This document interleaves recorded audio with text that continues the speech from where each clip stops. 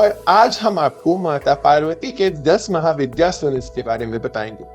पौराणिक कथाओं के अनुसार देवी पार्वती ने 10 अलग अलग दिशा में रहकर शिव जी को रोकने और उनको अपने प्रेम और शक्ति का एहसास दिलाने के लिए ही 10 अलग अलग रूप लिए थे, जिसे 10 महाविद्याओं का रूप माना जाता है। ये 10 महाविद्याएं माता पार्वती के ही विभिन्न रूप है, जिनमें से प्रत्येक में अद्भुत शक्तियां समाहित है। इन महाविद्याओं की उपासना तांत्रिक पद्धति से की जाती है और कहा जाता है कि इनके माध्यम से भक्त शक्ति, समृद्धि और मोक्ष की प्राप्ति कर सकते हैं। तो चलिए जानते हैं इन 10 महाविद्या रूपों के बारे में कि माता पार्वती का पहला सबसे प्रसिद्ध रूप है माता दुर्गा का रूप। ठीक वैसे ही माता पार्वती का दूसरा सबसे प्रसिद्ध रूप है माँ काली का रूप।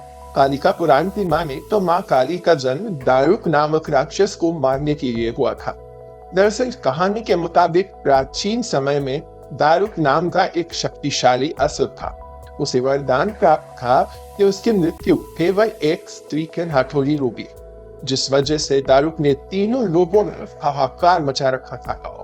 और तो और उसके अत्याचारों से सभी देवता भी त्रस्त थे। उसे छुटकारा पाने के लिए वे लोग शिव जी और माता पार्वती के पास पहुंचे और तब उनकी सहायता करने के लिए माता पार्वती ने अपनी शक्ति का अंश निकाला। ये अंश भगवान शिव के नीलकंठ से होता हुआ उनके शरीर में प्रवेश कर गया और जब उसके बाद शिव जी ने अपना तीसरा नेत्र खोला तो उससे एक अत्यंत भयंकर शक्ति प्रकट हुई।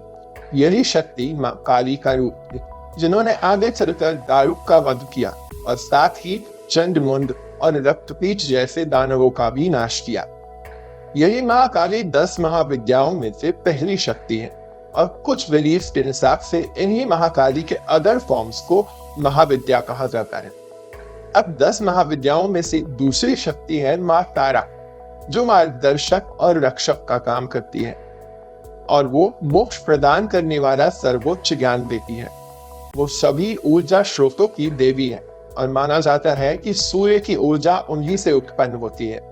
और समुद्र मंथन की घटना के बाद उन्होंने शिव की मां के रूप में प्रकट होकर उन्हें अपने बकवे के रूप में बदल दिया था और अपना दूध पिलाकर हलाहल के प्रभाव से बचाया था। मां तारा को अक्सर ही हल्के नीले रंग के साथ दर्शाया जाता है। उनके बाल बिखरे हुए होते हैं और सिर पर एक ऐसा मुकुट होता है जिस पर अर्धचांद का चिन्ह बना होता है। उनकी 3 आंखें होती हैं, गले में लिपटा हुआ एक सांप होता है और वो बाघ की खाल पहने हुई होती है। साथ ही उनके गले में एक पोपड़ियों की माला भी होती है और उनके 4 हाथ होते हैं, जिनमें कमल का फूल, तलवार, राक्षस का सिर और कैंची होती है। तीसरी शक्ति है माँ त्रिपुरारी सुंदरी। माना जाता है कि उनमें तीनों लोकों की सुंदरता समाई है। उन्हें तांत्रिक पार्वती या मोक्ष मुक्ता के नाम से भी जाना जाता है और वो मंद्वीप नामक स्थान की रानी है, जो माता का शाश्वत और सर्वोच्च धाम है। उन्हें अक्सर एक पिघले हुए सोने जैसी रंगत के साथ दर्शाया जाता है। उनकी 3 आंखें शांत होती है और चेहरा भी शांत भाव वाला होता है। वे लाल और गुलाबी रंग के वस्त्र पहने होती हैं। उनके दिव्य अंगों और 4 हाथों पर आभूषण सजे होते हैं। उनके 4 हाथों में से एक में हाथ का अंकुश, दूसरा में कमल का फूल, तीसरा में धनुष और चौथा में वाण होता है और वे एक सिंहासन पर विराजमान होती है। चौथी शक्ति है भुवनेश्वरी।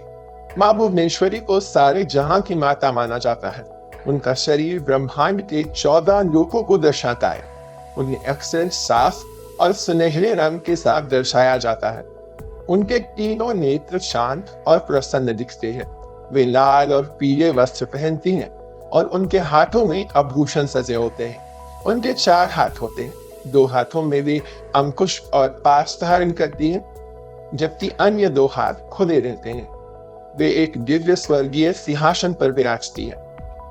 5वीं शक्ति है देवी भैरवी। उन्हें एक क्रोधित देवी के रूप में जाना जाता है। उन्हें भैरव की पत्नी माना जाता है। उनका रंग ज्वालामुखी जैसा तेज लाल होता है और भैरव जी की तरह उनके भी 3 लाल क्रोधित नेत्र होते हैं। साथ ही उनके 4 हाथ होते हैं, जिनमें से 2 खुले रहते हैं और 2 में जपने की माला और किताब होती है। छठी शक्ति माँ छिन्नमस्तिका। देवी छिन्नमस्तिका, जिन्हें छिन्नमस्तक के नाम से भी जाना जाता है, उन्हें खुद को अर्पित करने वाली देवी माना जाता है। उन्होंने जया और विजया यानी रज और तमस के रूपक को संतुष्ट करने के लिए अपना सिर खुद ही काट लिया था। उन्हें अक्सर लाल रंग और भयंकर स्वरूप के साथ दिखाया जाता है। उनके बाल बिखरे हुए होते हैं और उनके 4 हाथ होते हैं, जिनमें से 2 हाथों में तलवार और 1 हाथ में उनका अपना कटा हुआ सर होता है। उनके 3 नेत्र हैं जो भयानक रूप से जलते रहते हैं और साथ ही उनके सिर पर मुकुट होता है। 7वीं शक्ति है धूमावती। देवी धूमावती को विधवा रूप में जाना जाता है। उनका रंग गहरा भूरा है, त्वचा झुर्रियों वाली होती है, मुंह सूखा रहता है, कुछ दांत झड़ चुके होते हैं। उन्हें अक्सर सफेद रंग के वस्त्र में दिखाया जाता है। इनके लंबे उलझे बाल सफेद होते हैं और उनकी आंखें लाल दिखती हैं। उनका स्वरूप भयावह होता है, जिनमें क्रोध, दुख, भय, थकावट, बेचैनी, लगातार भूख और प्यास झलकती है। 8वीं शक्ति है बंगलामुखी। माँ बंगलामुखी को शत्रुओं को रोकने वाली देवी माना जाता है। बंगलामुखी का रंग पिघले हुए सोने जैसा होता है और उनकी 3 तेजस्वी आंखें, घने काले बाल और उनका चेहरा शांत और सौम्य होता है। 9वीं शक्ति है माता मातंगी। उन्हें त्रिकुल पद्धति में ललिता जी की प्रधानमंत्री माना जाता है। इन्हें कभी कभी श्यामला और तांत्रिक सरस्वती भी कहा जाता है। इन्हें अक्सर पन्ना हरे रंग के साथ दिखाया जाता है। उनके घने काले बाल बिखरे होते हैं। उनके 3 नेत्र शांत स्वभाव वाले होते हैं और चेहरे पर भी शांति रहती है और उनके 4 हाथ होते हैं।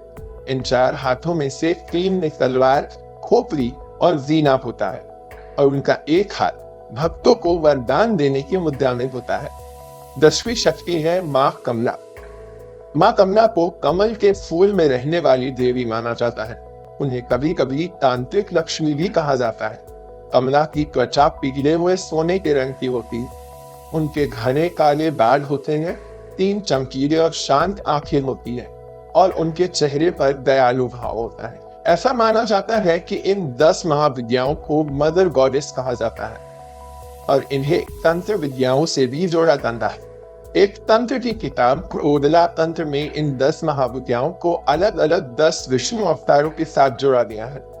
जैसे माँ काली को कृष्ण जी के साथ, माँ तारा को मत्स्य अवतार के साथ, देवी त्रिपुरारी सुंदरी को परशुराम अवतार के साथ, माँ भुवनेश्वरी को वामना अवतार के साथ, माँ भैरवी को बलराम अवतार के साथ, माँ छिन्नमस्तिका को नरसिम्हा अवतार के साथ, देवी धूमावती को वाराह अवतार के साथ, माँ बंगलामुखी को कुर्मा अवतार के साथ, देवी मातंगी को राम अवतार के साथ और देवी कमला को बुद्धा अवतार के साथ।